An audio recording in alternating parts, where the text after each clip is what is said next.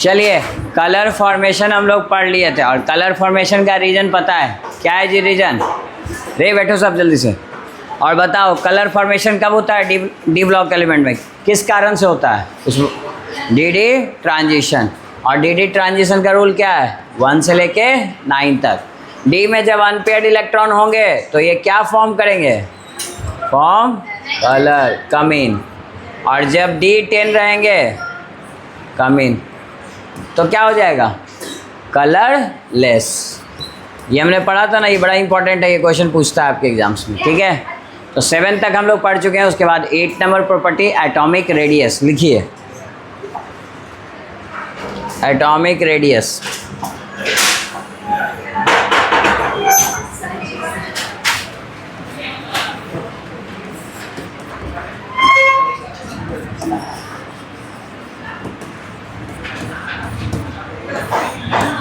सुनिए, atomic radius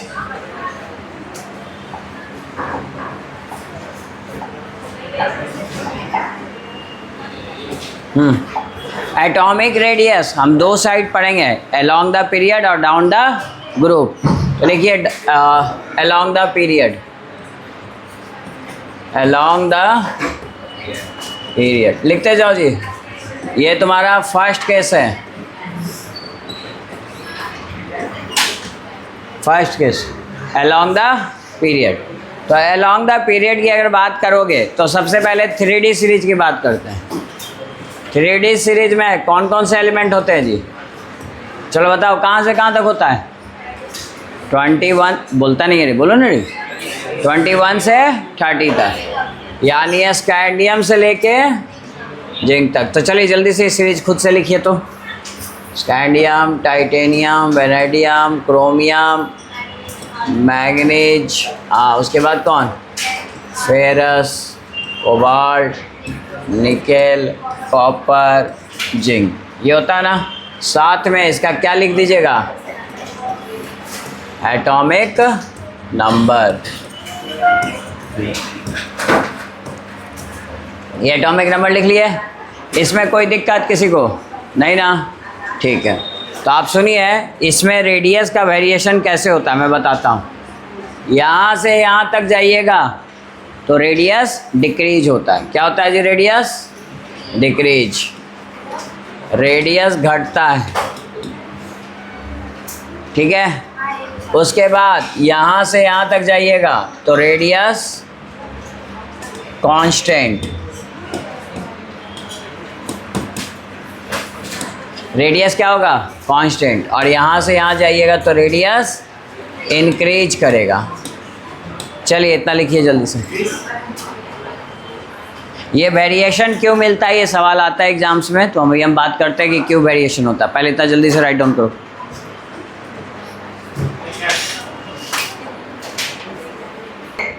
सुनिए जी, देखिए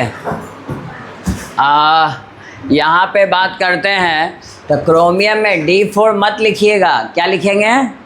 D5, क्योंकि D4 तो एग्जिस्ट नहीं करता है। और ये कैसा होगा? ये भी D5 होता है। और ये D6 बोलते जाओ। ये कितना? हाँ, ये D9, D10 फुल्ली फील्ड होता है कॉपर। एक इलेक्ट्रॉन कौन देता है? S सबसे। बोलो कोई दिक्कत? अच्छा, जेड इफेक्ट कोई बड़ी बात नहीं है जी। अब 10th क्लास मतलब जो 11th में पढ़े होगे। देखो आप बताइए, मान लो स्कैंडियम लोगे तो स्कैंडियम में 21 क्या होंगे? प्रोटॉन न्यूक्लियस में। तो इफेक्टिव न्यूक्लियर चार्ज क्या बोलते हैं इसको? इफेक्टिव न्यूक्लियस में जो चार्ज प्रेजेंट रहेगा उसका जो इफेक्ट पड़ेगा, जैसे जिसको जेड इफेक्ट बोलते हैं। क्या बोलते हैं? Z effect. तो आप बताइए ऑर्बिट कितने बनेंगे? 4 ऑर्बिट बनेंगे। 4 ऑर्बिट बने, ऐसे हम बना दिए। ये पूरा सर्कल होगा लेकिन उतना बनाने की जरूरत नहीं है। 4th ऑर्बिट में जो इलेक्ट्रॉन होगा, ठीक है, आइए 4th ऑर्बिट में इलेक्ट्रॉन जो होगा, बताइए कौन ज़्यादा अट्रैक्ट करेगा? अरे इधर तुम लोग ध्यान दो ना। हाँ, इंसान नहीं देखा है? देखा है ना? यहाँ देखो। हाँ, यहाँ इलेक्ट्रॉन, ये 21 इलेक्ट्रॉन, ये जो इलेक्ट्रॉन है इसे कौन खींचेगा? ये 21 प्रोटॉन खींचेगा, तो वही बोलते हैं Z effect, attraction. Nuclear charge के द्वारा जो इलेक्ट्रॉन पे, आउटर मोस्ट इलेक्ट्रॉन पे जो इफेक्ट लगाया जाता है, इफेक्ट क्या होगा यहाँ पे, अट्रैक्शन या रिपल्सन? अट्रैक्शन। इसी को हम क्या बोलेंगे? Z effect. आया बात समझ में? जेड इफेक्ट का सीधा सा मतलब हुआ अट्रैक्शन। 4s2 S2 में जितने इलेक्ट्रॉन हैं उसको ये खींच रहा होगा, ऑब्वियस सी बात है। तो न्यूक्लियर चार्ज के द्वारा जो अट्रैक्शन फोर्स लगाया जाता है आउटर मोस्ट इलेक्ट्रॉन पे, उसी को क्या बोलते हैं? Effective nuclear charge. यानी सिंपल बात में बोलो, सिंपल भाषा में, तो प्रोटॉन और इलेक्ट्रॉन के बीच का अट्रैक्शन फोर्स। और प्रोटॉन और इलेक्ट्रॉन के बीच में अट्रैक्शन होगा क्योंकि प्रोटॉन पॉजिटिव होता है और इलेक्ट्रॉन क्या होता है? निगेटिव। अब अपोजिट चार्ज एक दूसरे को क्या करते हैं? अट्रैक्ट करते हैं। ये आपको पता है कि नहीं पता है? पता है, अच्छी बात है, पता है। तो इसी को कहते हैं जेड इफेक्ट। इसमें कोई दिक्कत नहीं ना। तो एक तो अट्रैक्शन फोर्स काम कर रहा है जिसको जेड इफेक्ट बोल लो, और दूसरा एक और फोर्स काम करेगा। जैसे यहाँ पे 3D वाला इलेक्ट्रॉन होगा कि नहीं होगा? मान लो स्कैंडियम के लिए बात करोगे तो एक इलेक्ट्रॉन होगा कि नहीं होगा? और ये इलेक्ट्रॉन इस इलेक्ट्रॉन को, जो S में इलेक्ट्रॉन है, उसको रिपेल करेगा कि अट्रैक्ट करेगा? रिपेल करेगा, क्योंकि लाइक चार्ज है ना जी। इलेक्ट्रॉन चार्ज में रिपल्सन होगा, इसीलिए इसका नाम छोटा सा देखें, इलेक्ट्रॉनिक रिपल्सन। आया बात समझ में? ये दो बात समझ गए, इसी का हम दोनों का ही यूज करेंगे। यानी इलेक्ट्रॉन चार्ज सिमिलर है तो रिपल्सन होगा, प्रोटॉन इलेक्ट्रॉन में क्या होगा? अट्रैक्शन होगा, चार्ज अपोजिट है। और इसी अट्रैक्शन फोर्स को क्या बोलते हैं बाबू? Z effect. अब आइए फर्स्ट केस लिखिए, इसमें 3 कंडीशन होगी। फर्स्ट कंडीशन की हम बात करें, सुनिए, फर्स्ट कंडीशन में हम बात करें फर्स्ट केस में, तो जेड इफेक्ट यानी इफेक्टिव न्यूक्लियर चार्ज।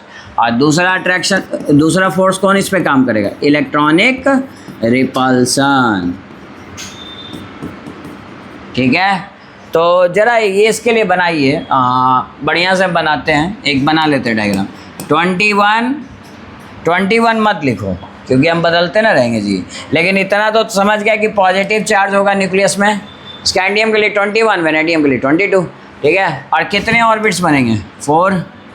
और फोर्थ ऑर्बिट में कितने इलेक्ट्रॉन्स होंगे? 2, जिसको तुम किससे डिनोट कर रहे होते हो? 4s2 से। बोलो कोई दिक्कत? यहाँ पे डी सबसेल किस में होगा? 3rd ऑर्बिट में डी सबसेल होगा। और इसमें डी सबसेल में कितने ऑर्बिटल्स होते हैं? 5। अगर स्कैंडियम की बात करो तो एक इलेक्ट्रॉन होगा, एक ही इलेक्ट्रॉन होगा। तो बताइए, अट्रैक्शन होने के लिए यहाँ पे जेड इफेक्ट लगेगा और यहाँ पे क्या लगेगा? Electronic repulsion. आइए, ज़्यादा इफेक्ट कौन डालेगा, अट्रैक्शन या रिपल्सन? ऑफ कोर्स अट्रैक्शन, क्योंकि यहाँ पे एक ही इलेक्ट्रॉन है ना रिपल करने के लिए, ज़्यादा तो है नहीं। तो यहाँ पे 21 प्रोटॉन होंगे। कितने प्रोटॉन होंगे? 21। तो बताओ, अट्रैक्शन ज़्यादा है, अट्रैक्शन ज़्यादा होगा, रिपल्सन कम होगा, तो रेडियस क्या होगा? रेडियस बोलिए। अरे भाई, अट्रैक्शन होगा तो कॉन्ट्रैक्ट नहीं हो जाएगा, सिकुड़ जाएगा, तो इसके कारण रेडियस या साइज क्या होगा? डिक्रीजेज। तो लिख लो, radius will be decreases. Radius क्या हो जाएगा?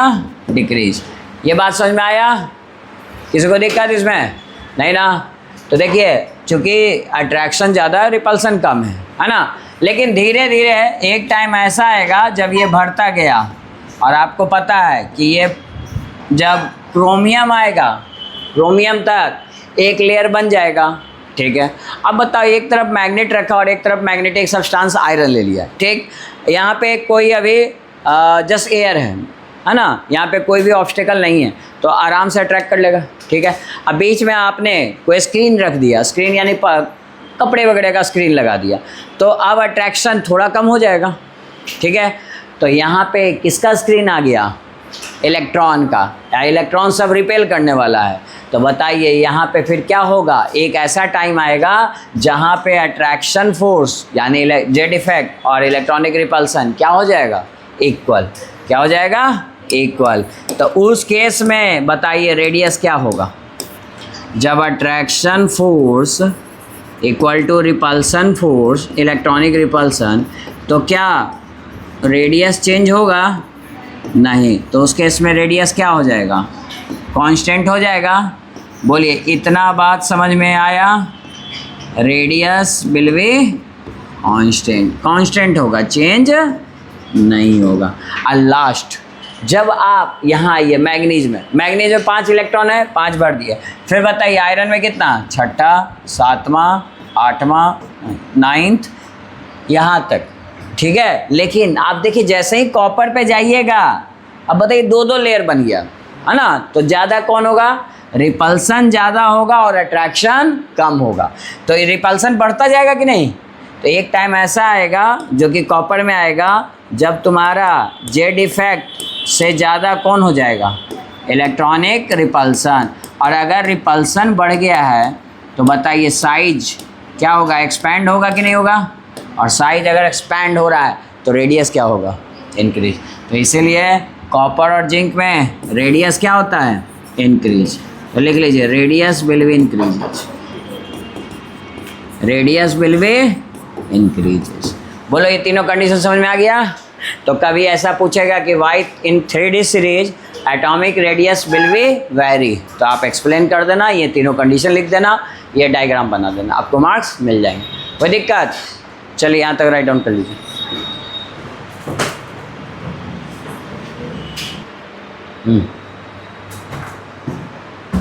सेकेंड केस क्या बोलोगे जी, तो अलोंग द पीरियड था। अब हम सेकेंड केस बात कर रहे हैं डाउन द ग्रुप।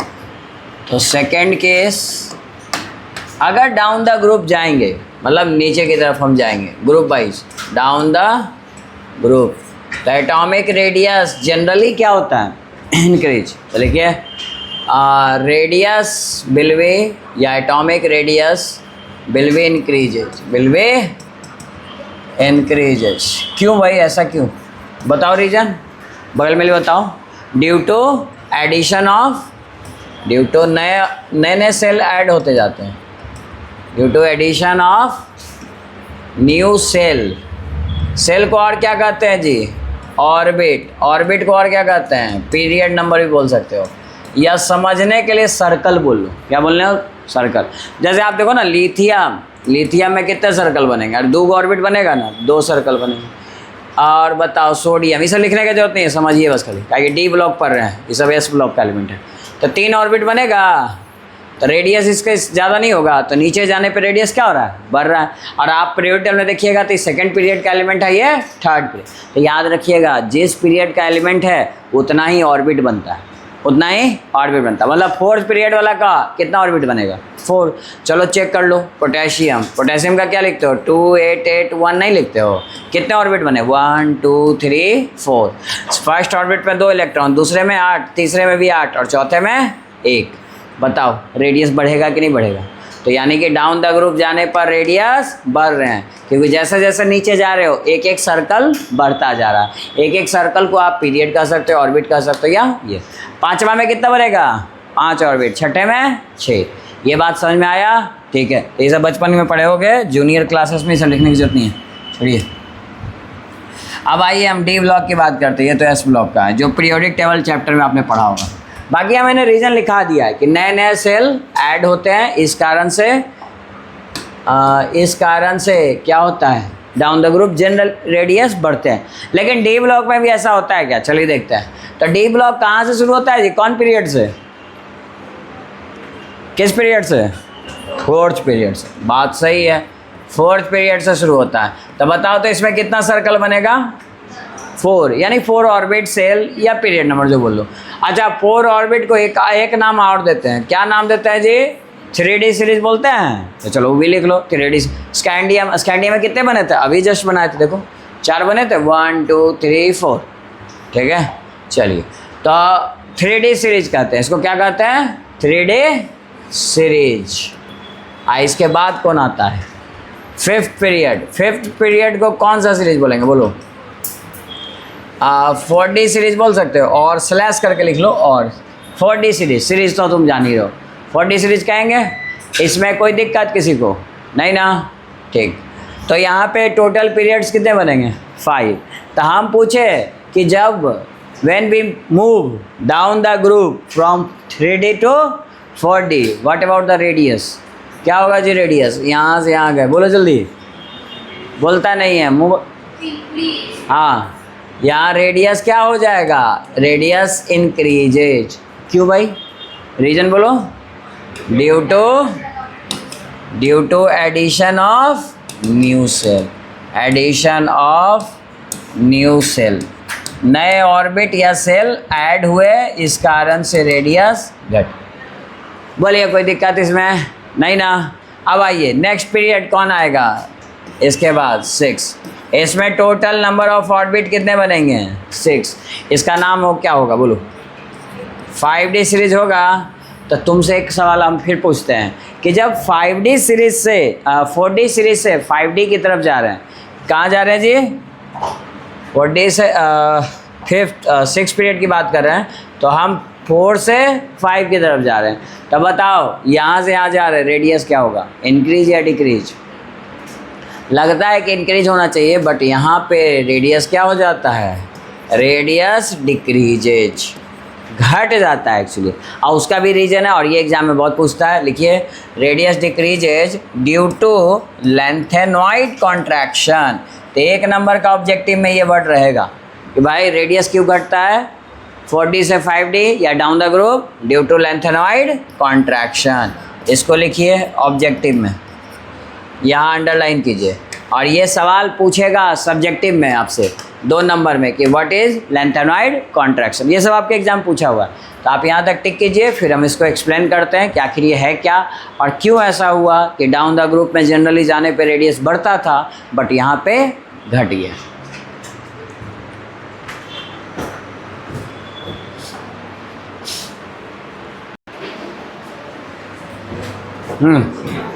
चलिए यहाँ ध्यान दीजिए, आपको इतना पता है कॉन्ट्रैक्शन कहाँ आएगा जी, 4 से 5D जाने में आएगा, यानी कि 5th पीरियड से 6th पीरियड आने में, ठीक है।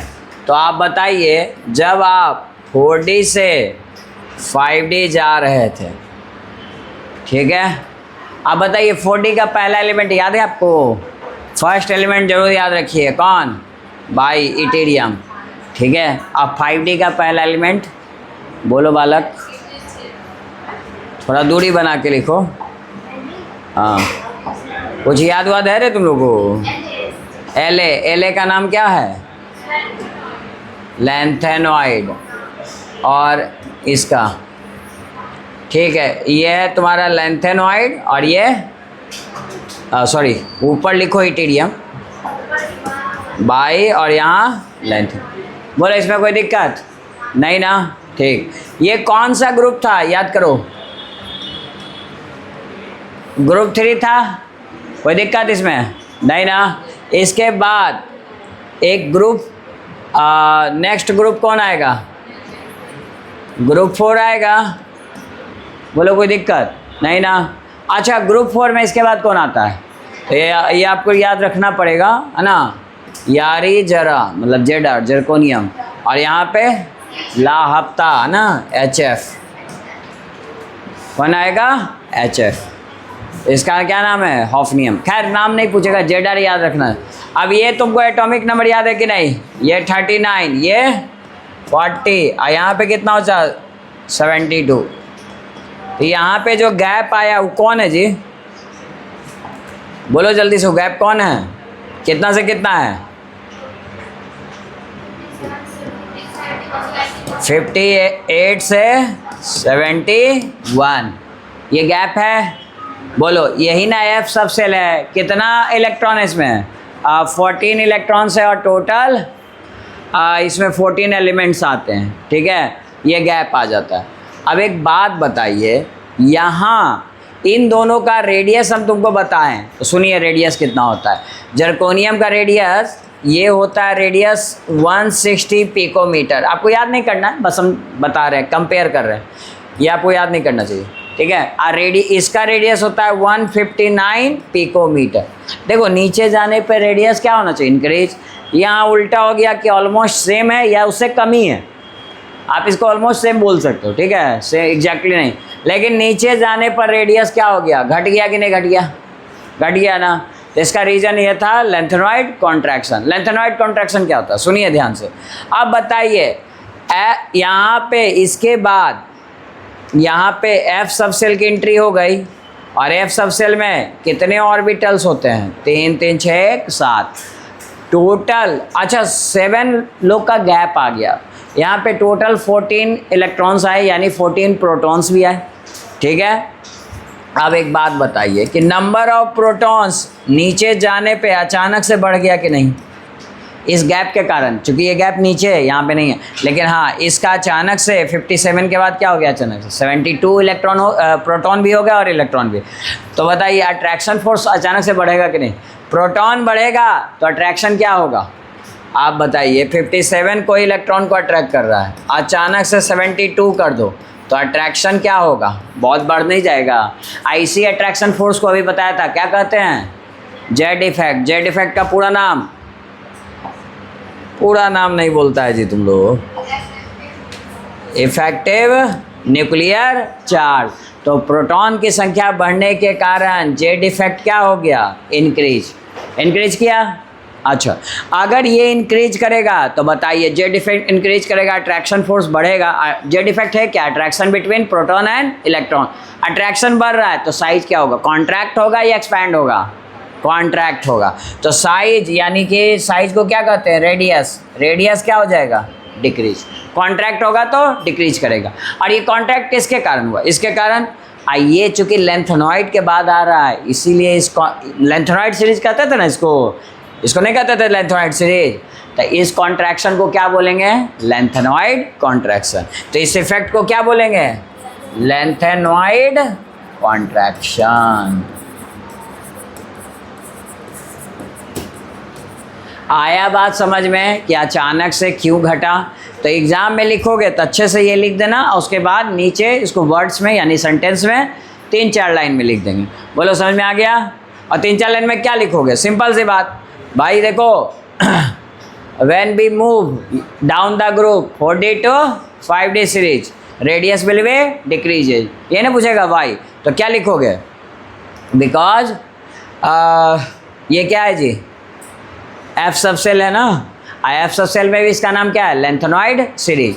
तो बोलोगे lanthanoid series is just before the 5D सीरीज। 5D से पहले आ रहा है, तो just before the 5D series, therefore number of protons increases, Z effect increases. As a result इसका रिजल्ट क्या निकलेगा? Radius will be decrease. This effect is called lanthanoid contraction. बोलो लिख लोगे ना? चलो डायग्राम बनाओ, खुद से लिख के दिखाओ। ये बना लो, ड्रॉ कर लो। ये चलो ये तुम लिखवा देते हो। हाँ देखिए, इसमें 2 लाइन यही लिखना था जो आपने लिखा है कि आपका लेंथेनॉइड सीरीज किसके पहले आता है? Just before the 5D series. इसके कारण नंबर ऑफ प्रोटॉन्स अचानक से इंक्रीज कर जाते हैं, और इसके कारण इफेक्टिव न्यूक्लियर चार्ज बढ़ा तो रेडियस घटा, और इस इफेक्ट को क्या बोलेंगे? Lanthanoid contraction. अब सुनिए, इस पे ऑब्जेक्टिव क्वेश्चन आपके एग्जाम्स में कैसे आएंगे। जैसे एक आया हुआ है ना, 2023 में ही आया। सुनिए क्वेश्चन और जवाब दीजिएगा, क्योंकि ये क्वेश्चन असर्शन रीजन है। ठीक है, तो असर्शन बोला कि जर्कोनियम एंड हॉफनियम का आइडेंटिकल रेडियस है। क्या ये बात सही? आइडेंटिकल मतलब क्या होता है? सेम। तो रेडियस सेम है इन दोनों का, बात सही कि गलत? बोलता नहीं रे, यहाँ बगल में आंसर लिखा हुआ है। हाँ ऑलमोस्ट बट भी है, ऑलमोस्ट आइडेंटिकल रेडियस। बोलिए लगभग बराबर है कि नहीं भाई? पिकोमीटर 157, 159, 160 सेम ही है। तो ये असर्शन राइट है। और इसका रीज़न ये लोग दिया, क्या दिया सुनिए। रीज़न बोला है कि zirconium and hafnium have similar property. दोनों का प्रॉपर्टी कैसा होता है? सिमिलर। अच्छा एक बात बताओ, आपने इसमें 11th में भी पढ़ा होगा कि जिनका रेडियस सेम उसकी प्रॉपर्टी क्या होती है? सेम होती है। साइज सेम है तो क्या होगा? प्रॉपर्टी सेम होगी। तो ये भी बात बिल्कुल सही है, यानी कि असर्शन और reason both are true and reason is the correct explanation of assertion. ये बिल्कुल सही है। तो ऑप्शन कौन सा टिक कीजिएगा? ये हम क्वेश्चन नंबर लिख देते हैं, आप लोग क्वेश्चन बैंक होगा तो बना लीजिएगा। 10 नंबर का ए होगा। ठीक है, तो इस तरह का ऑब्जेक्टिव पूछ सकता है। सब्जेक्टिव में ये खुद ही लिखने आ जाएगा लेंथ और कॉन्ट्रैक्शन क्या है। और ऑब्जेक्टिव क्या पूछेगा, अरे सुनो, और क्या पूछेगा ऑब्जेक्टिव में जी, पूछेगा कि when we move 4D to 5D what about the radius. तो रेडियस क्या होगा, डिक्रीजेज। और कभी कभी ये भी पूछ सकता है radius will be decreases due to, 4 effect लिख देगा, inert pair effect, lanthanoid contraction, actinoid contraction. आप किसको टिक कीजिएगा, लेंथेनॉइड। ये बात समझ में आया। देखो यही क्वेश्चन को फिर से 2024 में रिपीट किया। क्वेश्चन नंबर है 8। आप लोगों के पास क्वेश्चन बैंक होगा तो देख लेना, 8 नंबर। और फिर से CBSE बोर्ड में पूछा है 2024 में। पूछा क्या, एसर्सन रीजन है। बोला कि देखो जर्कोनियम एंड हॉफनियम का सेम रेडियस होता है। बात सही कि गलत,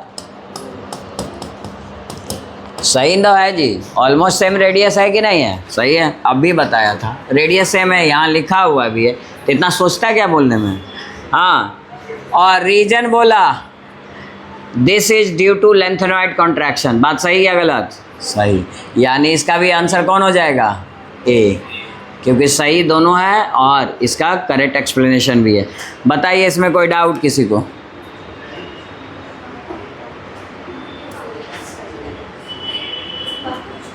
हाँ, समझ में आ गया, कोई डाउट है किसी को इसमें, नहीं ना। चलिए अब अगले क्वेश्चन की तरफ, अगला प्रॉपर्टी की तरफ चलते हैं। प्रॉपर्टी नंबर 8 हुआ ना, 9 लिखिए। 9 लिखिए, वेरिएबल ऑक्सीडेशन, ऑक्सीडेशन नंबर लिखो, ऑक्सीडेशन नंबर।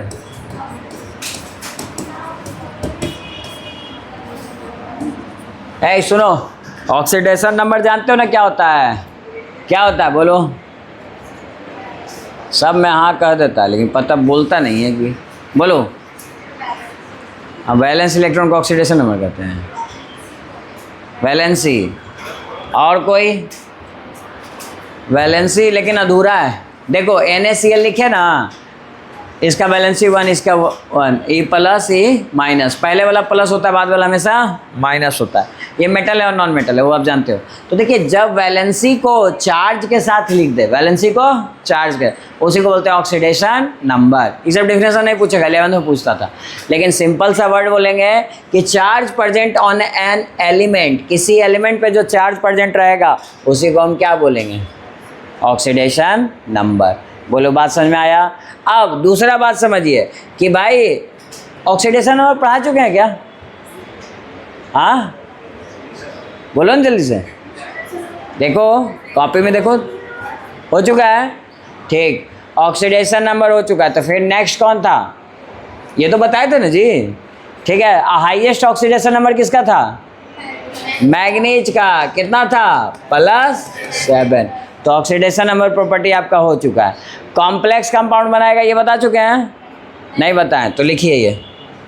चलिए नेक्स्ट लिखिए, complex for compound, complex compound.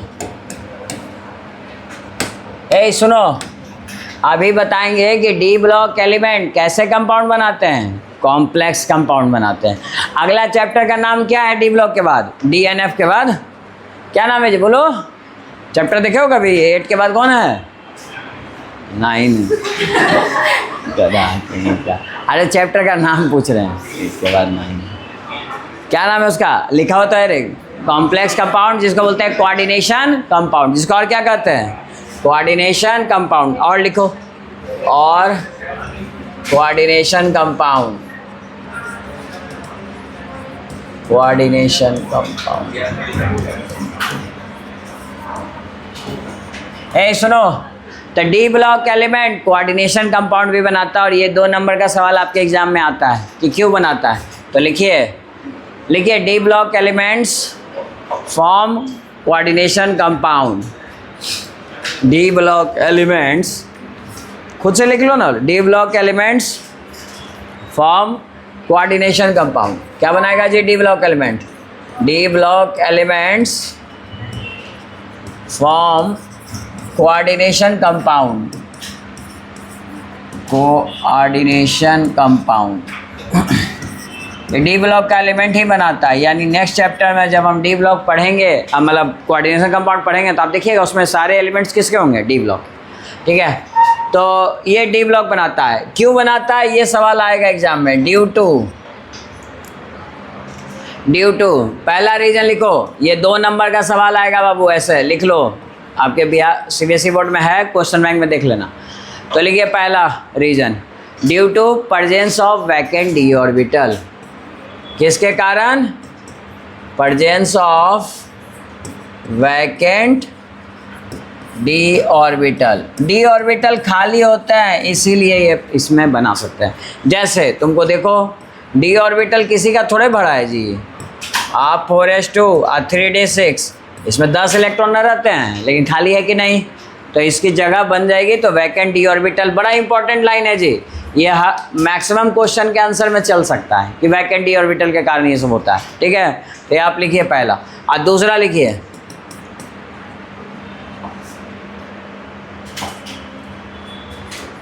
दूसरा क्या है, इफेक्टिव न्यूक्लियर चार्ज। अभी बताया था, हाई होता है या लो, हाई है ना, तो लिख लो दूसरा। ट्रांजिशन मेटल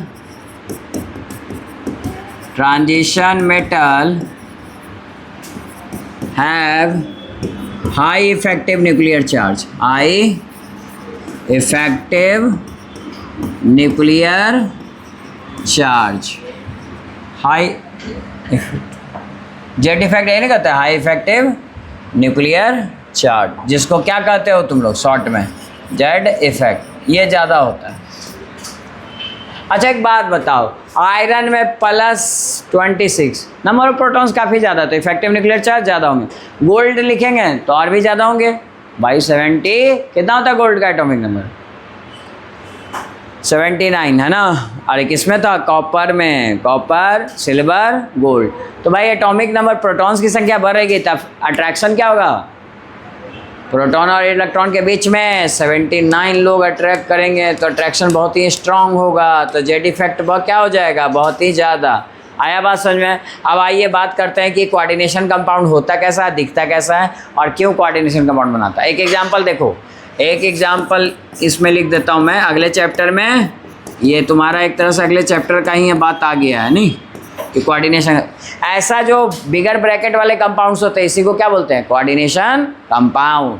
क्योंकि आप आयरन पे जानते हो, ये आयरन सब जो है मेटल है, और ये जनरली किस में रहते हैं, आयंस में, कैटायंस में। इस पर कौन सा चार्ज होता है, पॉजिटिव। इनमें जगह खाली है कि नहीं, अभी ना लिखे जी, डी सबसेल में जगह खाली है। अब अगर डी सबसेल में जगह खाली है तो आपको पता होगा कि देखिए हम एक ड्राइंग बना रहे हैं, मतलब इसका डायग्राम, तो आप देखिए ध्यान दीजिए, साइनाइड पे माइनस चार्ज होता है कि नहीं होता है, और हर एलिमेंट क्या चाहता है, हर आयन क्या चाहता है, अपने आप को न्यूट्रल करना। न्यूट्रल कहाँ करेगा, इसके पास नेगेटिव चार्ज है, तो ये इलेक्ट्रॉन है। अब इलेक्ट्रॉन को रखने के लिए हमको खाली जगह चाहिए, डी बोलता है यार मेरे पास तो है खाली जगह, तो ये अपना इलेक्ट्रॉन कहाँ ट्रांसफ़र कर देता है, डी को। आपने पढ़ा होगा 10th क्लास में कि जब भी कोई अपना दोनों इलेक्ट्रॉन किसको दे दे, एक एलिमेंट को, तो कैसा कंपाउंड बनता है, कोवेलेंट नहीं बनता है। कोवेलेंट कब बनता है, जब दोनों का शेयरिंग होता है, म्यूचुअल शेयरिंग, तब जाके यहाँ कोवेलेंट बनता है। लेकिन ये कोऑर्डिनेट बनता है जब दोनों इलेक्ट्रॉन एक के एलिमेंट के द्वारा दिया गया है, तब क्या बोलते हैं उसको, कोऑर्डिनेट। तो कौन सा बॉन्ड बना, कोऑर्डिनेट। कितने साइनाइड हैं, 6, तो 6 साइनाइड हैं, ये देखिए माइनस CN माइनस।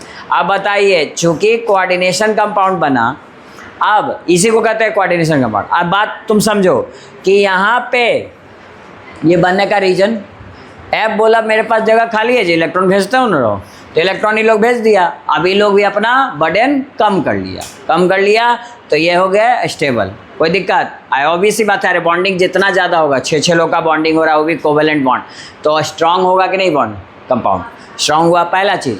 तो भेज क्यों पाया, रीजन क्यों, कॉम्प्लेक्स क्यों बना, क्योंकि वैकेंट डी ऑर्बिटल थे, इसके पास डी ऑर्बिटल ज़्यादा है कि नहीं, खाली है। और दूसरी बात, इफेक्टिव न्यूक्लियर चार्ज, इसका प्रोटॉन ज़्यादा है, तो इसके इलेक्ट्रॉन को अट्रैक्ट भी करेगा, अपनी ओर खींचेगा, जिसके कारण ये ज़्यादा बना पाएगा। बोलो कोई दिक्कत, समझ में आया ये? तो दोनों रीजन समझ में आया? तो इस तरह से तुमसे पूछेगा और नेक्स्ट चैप्टर जब हम कॉम्प्लेक्स कंपाउंड पढ़ेंगे तो इस तरह के डायग्राम बनाएंगे और इसके बारे में डिटेल में वहाँ पढ़ेंगे कि कॉम्प्लेक्स कंपाउंड होता क्या। ऐसे आपको आइडिया तो लगेगा वो कॉम्प्लेक्स कंपाउंड क्या होता है, जिसमें कौन सा बॉन्ड बनता है? Coordinate bond. कौन सा बॉन्ड? कोऑर्डिनेट बॉन्ड बनने के कारण इसको क्या कहते हैं? Coordination compound. अरे तो सिंपल सी बात है, जिसमें आयंस बनते हैं, आयंस के द्वारा जो बनते हैं उसको क्या बोलते हैं? Ionic bond. जिसमें कोवेलेंट बॉन्ड के द्वारा बनते हैं कोवेलेंट कंपाउंड। अब कोऑर्डिनेट बॉन्ड के द्वारा बने तो कोऑर्डिनेट कंपाउंड। बोलो कोई दिक्कत नहीं? चलो यहाँ तक लिख लो।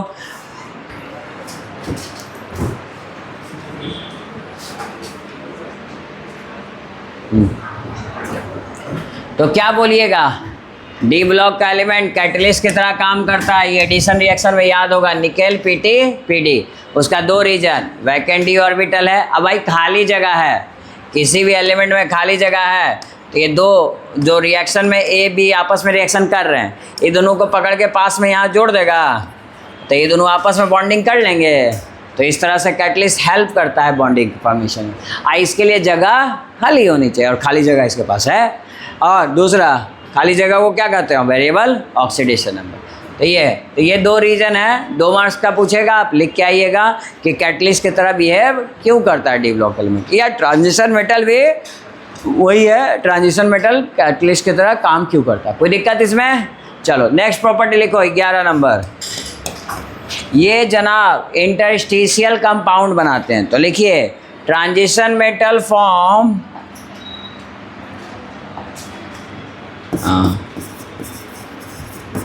ट्रांजिशन मेटल्स फॉर्म कैसे compound?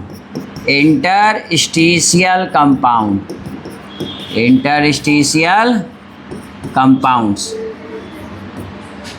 Bye interstitial compound with, लिखो किसके साथ? With a small size, a smaller size atom, a smaller size atom like hydrogen, carbon and nitrogen, इस सब के साथ बनाता है। अच्छा ऐसा क्यों? सुनो, डी ब्लॉक का जो भी एलिमेंट होगा एटम का शेप कैसा होता है जी? स्फेरिकल होता है कि नहीं होता है? ये पता नहीं है तुम लोगों को? बोलता नहीं है गूंगा सब। देखो ध्यान दो यहाँ, तो स्फेरिकल होता है ना। अब बताओ, डी ब्लॉक का जो भी मेटल होगा ऐसे जुड़ा रहेगा तो बताइए यहाँ जगह नहीं खाली बच जाएगा। और ये जो जगह खाली है यहाँ पे, माने ये समझो कि बड़े बड़े पत्थर है, उसमें छोटे छोटे कंकड़ आ सकते हैं ना। क्यों आएंगे? छोटे एलिमेंट्स, इसलिए मैंने बोला स्मॉलर साइज एटम आएंगे। और आपको पढ़े होगे इसमें मान लो छोटा हाइड्रोजन आ गया, यही साइड क्या कहलाता था? पहला चैप्टर याद है, डिफेक्ट में पढ़े थे, जब दो एटम के बीच में एगो एटम आ जाए उसको कौन सा साइट कहते थे? Interstitial site. Interstitial site. तो ऐसे कंपाउंड को क्या बोलेंगे? Interstitial compound. तो डी ब्लॉक इंटरस्टिशियल कंपाउंड भी बनाता है। अगेन पूछेगा क्यों बनाता है, तो लिख देना ये, D block is a bigger size element so it can adjust या इन बिटवीन द गैप, या गैप को क्या कहेंगे? Interstitial site. तो in interstitial site a smaller element is filled, है ना। That's why it is called interstitial compound या D block element form interstitial compound. लिख लीजिएगा ये रीजन। चलिए ये लिख लीजिए, ये भी 2 मार्क्स में आपके सीबीएसई बोर्ड में पूछा हुआ है। और लास्ट लिखो, ये बनाएगा LOI भी। क्या बनाएगा? LOI। चलो यहाँ तक पहले तुम लिख लो।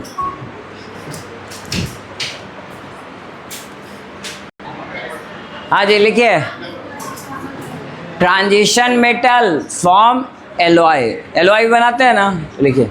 या ट्रांजिशन है, डी ब्लॉक लिख लो। D block elements form LOI। क्या बनाएंगे जी? LOI का फॉर्मेशन करेंगे। जैसे एग्जाम्पल बोलो एग्जाम्पल।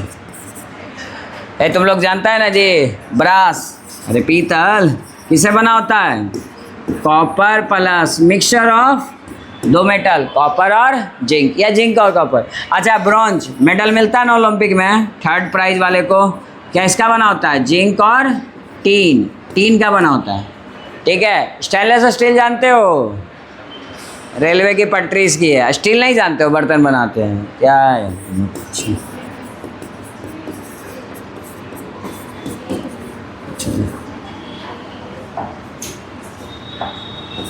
हाँ, ये किसका बना होता है? आयरन का ही बना होता है। किसका बना होता है? Iron, nickel plus chromium. अच्छा बताओ, ये क्यों अलग से यूज किए? आयरन तो हमारे पास था, डायरेक्ट आयरन बना लेते हैं। आयरन में रस्टिंग हो जाती है कि नहीं हो जाती है, लेकिन स्टील में रस्टिंग नहीं होती है। उससे भी अच्छा क्वालिटी कौन है? Stainless steel. तो कुछ कंपोजिशन मिला देते हैं जिसके कारण उसमें ना तो रस्टिंग होती है और ना ही वो बहुत ही हार्ड हो जाता है, और वो पूरे ट्रेन का लोड सह लेता है। वो टूटता भी नहीं है, ना जंग लगता है, धूप पानी बरसात किसी में मौसम में वो ठीक रहता है ना जी। तो ये है तुम्हारा रेलवे की पटरी, इसी की बनी होती है, स्टेनलेस स्टील की। आया बात समझ में? कोई दिक्कत? तो ये डी ब्लॉक की सारी प्रॉपर्टी हो चुकी है। और आप बताइए, ये भी तुमको क्वेश्चन 2 मार्क्स में सीबीएसई बोर्ड में मिल जाएगा, देख लेना, ठीक है। तो ये सब आपका क्वेश्चन पूछ सकता है, हर प्रॉपर्टी से क्वेश्चन पूछे गए हैं अलग अलग साल में, ठीक है। तो आज हमने क्या क्या पढ़ा? आज हमने पहला पढ़ा क्या, बोलिए? Atomic radius. 3D सीरीज में एलॉन्ग, किसके एलॉन्ग? बोलता नहीं है। सीरीज क्या होता है? पीरियड, यानी कि पीरियड के अलॉन्ग रेडियस में वेरिएशन मिलता है। क्यों वेरिएशन मिलता है बोलो? जेड इफेक्ट और इलेक्ट्रॉनिक रिपल्सन में जो डिफरेंस आता है, इसके कारण कभी ये ज़्यादा कभी वो कम, तो वो डिफरेंस आप देख लेना, ठीक है। दूसरा, डाउन द ग्रुप, जब हम 4D से 5D में जाते हैं तो रेडियस बढ़ने की जगह घट जाता है। क्यों? Lanthanoid contraction. और 2 नंबर में आएगा लेंथेनॉइड कॉन्ट्रैक्शन क्या है? तो क्या होगा? अचानक से सडनली क्या होता है? 4F सेल, यानी लेंथेनॉइड सीरीज। बोलो तुम लोग। हाँ, नंबर ऑफ प्रोटॉन बढ़ते हैं, इफेक्टिव न्यूक्लियर चार्ज बढ़ता है, रेडियस, तो इसी को लेंथेनॉइड कॉन्ट्रैक्शन कहते हैं। कोई दिक्कत? उसके बाद क्या पढ़े बोलो? अगला प्रॉपर्टी बताओ।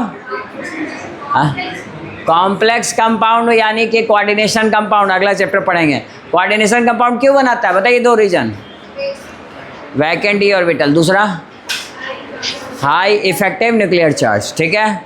चलिए अगला बताइए, क्या बनाया था? कैटलिस्ट। क्यों? कैटलिस्ट की तरह बिहेव क्यों करता है बोलो जल्दी? वैकेंट डी ऑर्बिटल और वेरिएबल ऑक्सीडेशन नंबर होता है ना। उसके बाद बताओ, इंटरस्टिशियल कंपाउंड भी बनाता है ना। क्या होता है इंटरस्टिशियल कंपाउंड?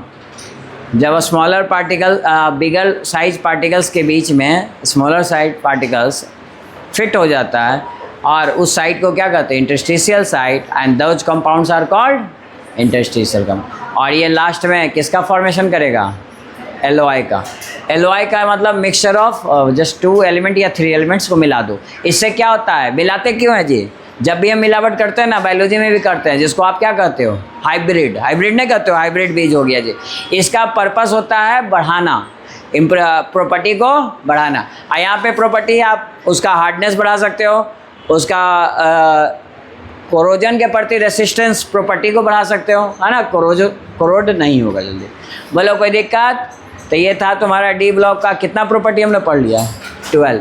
डी ब्लॉक यहाँ कंप्लीट होता है। डी ब्लॉक के सारे क्वेश्चन बना लीजिएगा, ठीक है।